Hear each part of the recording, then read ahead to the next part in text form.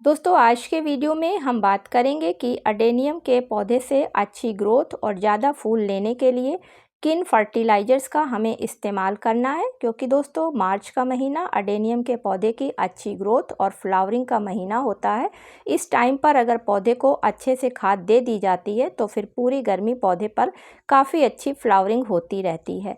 तो किसी भी फ्लावरिंग प्लांट को जब फ्लावर स्टेज पर वो आता है तो उसको माइक्रो और मैक्रो दोनों ही तरीके के न्यूट्रिएंट्स की ज़रूरत पड़ती है।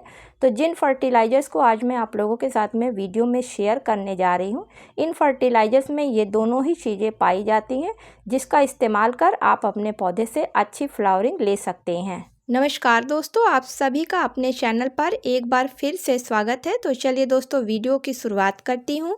दोस्तों अडेनियम के पौधों को डिज़र्ट रोज़ के नाम से भी जानते हैं, क्योंकि इसके फूल बिल्कुल गुलाब की तरीके से होते हैं और चूँकि गर्म माहौल में रहने वाला पौधा है इसलिए रेगिस्तानी पौधा कहलाता है। इसके फूल देखने में बहुत खूबसूरत होते हैं और मार्च से इसमें फ्लावरिंग स्टार्ट होती है, जो लगभग 9 से 10 महीने तक बराबर फ्लावरिंग होती रहती है। दोस्तों अडेनियम का पौधा 25 डिग्री से 45 डिग्री सेल्सियस के बीच में काफ़ी अच्छी तरीके से ग्रोथ करता है। इसको आप कटिंग से और सीड्स दोनों ही तरीक़ों से लगा सकते हैं। इसमें दो वैरायटी आती हैं, एक नॉन ग्राफ्टेड होती है जिसको देसी बोलते हैं, दूसरी ग्राफ्टेड वैरायटी होती है। इस पौधे को बहुत कम पानी की ज़रूरत पड़ती है और लगाने के लिए इसको ज़्यादा गहराई वाले गमलों की ना ज़रूरत पड़ के चौड़ाई वाले गमले और कम गहराई वाले गमलों की ज़रूरत पड़ती है। तो चलिए देखते हैं कि किस तरीके से फर्टिलाइज़र देनी है ज़्यादा फूलों को लेने के लिए। दोस्तों सबसे पहले गमले की मिट्टी की धीरे धीरे करके गुड़ाई कर लेते हैं। किसी ऐसी चीज़ से गुड़ाई नहीं करनी है कि इसके कॉर्डेक्स को नुकसान पहुँचे।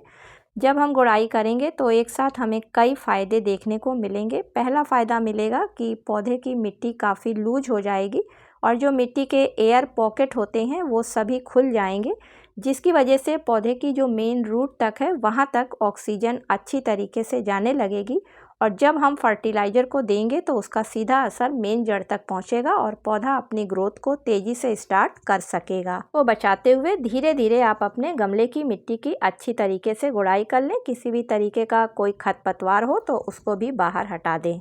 सबसे पहले आप 10 इंच का अगर गमला है तो उसके लिए आप लगभग 2 छोटे चाय के चम्मच फ्रेश चाय की पत्ती को ले लें। तो दोस्तों चाय की पत्ती में नाइट्रोजन काफ़ी अधिक मात्रा में पाई जाती है, जिसकी वजह से पौधा अच्छी तरीके से ग्रोथ करेगा और फ्लावरिंग के लिए अपने आप को तैयार करेगा। इसी के साथ में इसमें जो टेनिन नामक एसिड पाया जाता है उससे मिट्टी जो है वो हल्की सी एसिडिक हो जाएगी, क्योंकि अडेनियम के पौधे को हल्की सी एसिडिक मिट्टी पसंद होती है और ऐसी मिट्टी से पौधे जो मिट्टी में पोषक तत्व होते हैं उनको काफ़ी आसानी से लेते हैं। अब दूसरी फर्टिलाइज़र के रूप में आप लगभग 2 छोटे चाय के चम्मच सूखे हुए केलों का पाउडर ले लें। तो दोस्तों इसमें काफ़ी अधिक मात्रा में पोटेशियम, मैग्नीशियम के साथ साथ विटामिन सी, प्रोटीन और फाइबर जैसे एलिमेंट्स पाए जाते हैं और इसको जब पौधे में दिया जाता है तो पौधे में फ्लावरिंग जल्दी होती है और लंबे समय तक होती रहती है। तीसरी फर्टिलाइज़र के रूप में आपको इसमें 2 छोटे चाय के चम्मच बोन मील पाउडर को लेना है। तो दोस्तों बोन मील में काफ़ी अधिक मात्रा में फास्फोरस और कैल्शियम पाया जाता है और इसका जब पौधों पर इस्तेमाल किया जाता है तो पौधों का रूट सिस्टम काफ़ी मजबूत हो जाता है। तो यहाँ पर जब आप फास्फोरस का इस्तेमाल करेंगे यानी कि बोन मील का अडेनियम के पौधों पर इस्तेमाल करेंगे तो अडेनियम के पौधों के कॉर्डेक्स काफ़ी मजबूत हो जाएंगे, जिसकी वजह से उस पर फ्लावरिंग अच्छी होगी और लंबे समय तक होगी। चौथी फर्टिलाइज़र जो हमको लेना है दोस्तों, तो उसमें लगभग 17 तरीके के वो सभी पोषक तत्व पाए जाते हैं जो एक फ्रूटिंग और फ्लावरिंग प्लांट के लिए फ्लावरिंग या फ्रूटिंग स्टेज में काफ़ी ज़रूरी होते हैं।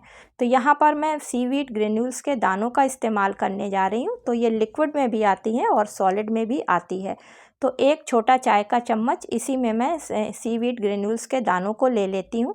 तो इसमें बहुत से पोषक तत्व पाए जाते हैं जैसे nitrogen, phosphorus, potassium, zinc, magnesium, calcium, iron के साथ साथ ऐसे पोषक तत्व जो पौधे पर फ्लावरिंग को लाने के लिए पौधे को जल्दी तैयार करते हैं।